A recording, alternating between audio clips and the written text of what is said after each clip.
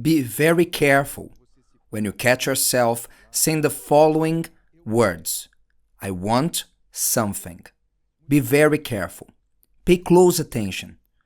These words have been leading many, and it has been the beginning, a sign that many are about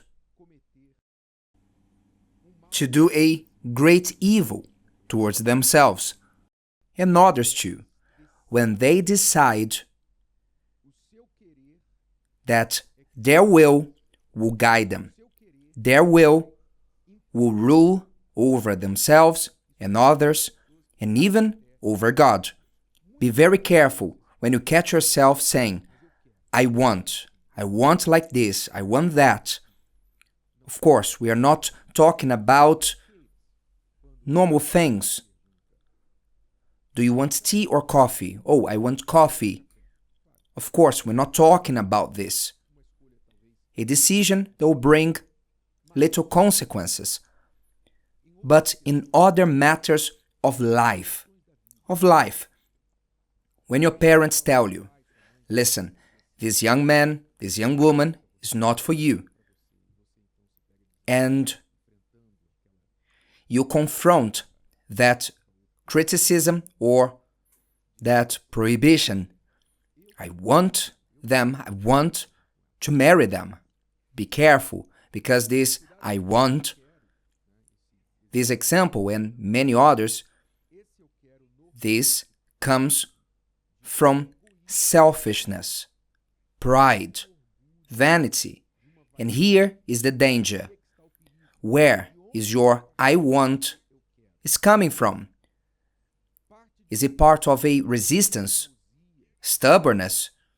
The I want has a root, a source, and if your I want is coming from pride, right? No, I will show that I am right. I don't accept the advice of others. I won't just do it because others are telling me. No, I am my own person. Be careful, because if your I want is coming from pride, if your I want is coming from vanity like, I know I shouldn't, but I want because I can, and everyone will see that I can. Is your I want coming from vanity or pride? Is your I want coming at times from a grudge? Yes, a grudge. A payback desire. For instance, the husband tells the wife, you shouldn't do this, I don't agree that you should do this or that, and you have an opposite opinion.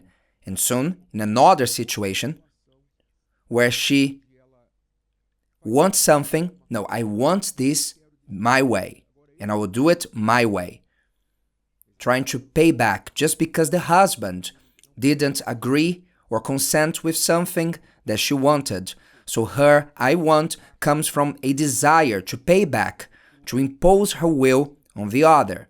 So this source of this I want, of our own will, they are dangerous, and usually it leads us to failure, to ruin. You see something, you want to buy it, you know that your finances don't allow you, but your little heart says, I want that. And you imagine yourself taking pictures with it or using it, showing to your friends, your family members that you bought it.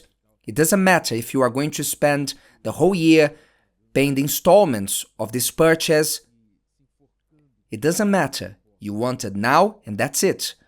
Which means vanity, pride of this life. There is a phrase that is widespread.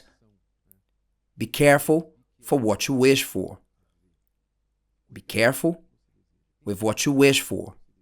And this sentence has its foundation in the Bible, because since the times of Cain and Abel, God had warned them, had warned the human being that our desires are against us. God had warned us about it. Therefore, when He teaches us that we should do His will and not ours, it's not because He wants to control us.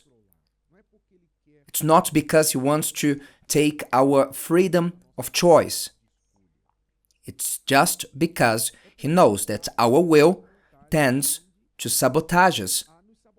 God knows that we as children, you who are a parent, you know that. A child, when there's only 5 minutes for lunchtime, they see the mother preparing the dessert, and they see that dessert that is for after lunchtime, but they see the dessert and they want to eat it now. And if the mother doesn't watch and just looks to the side, the child puts their finger in the bowl and eats the dessert before lunch. And the mother says, not now, it's not for now, it's for later. This is for later. But the child doesn't want to know about later.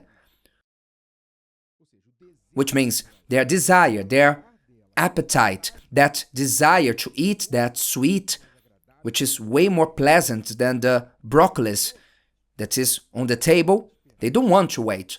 Then the parent must say, not now. You know this. When we were children, we did this very often. And thank God to our parents that told us no. Thank God. But this does not end when we are no longer children. Usually it gets worse, because when we are children, we say, when I grow up, you will no longer rule me. I will do whatever I want. Am I right? When you are a child, you are upset. When you are a youth, you are angry.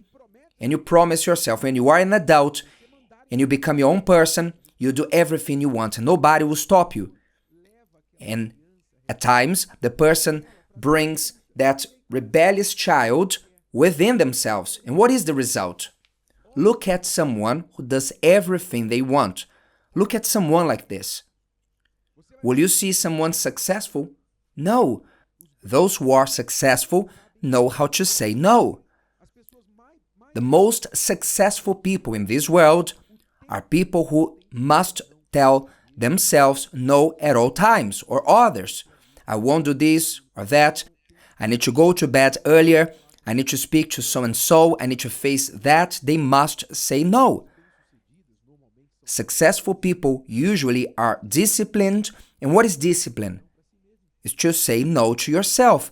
But very often, from the moment you wake up in the morning, the alarm goes off and the desire is to stay a little bit more in bed. And you must say, no, it's time to wake up, and I will. Until you go to bed again. Oh, I would like to watch another episode of this TV series. No, I need to go to bed and wake up early tomorrow. If you want to be successful, you must say no to yourself.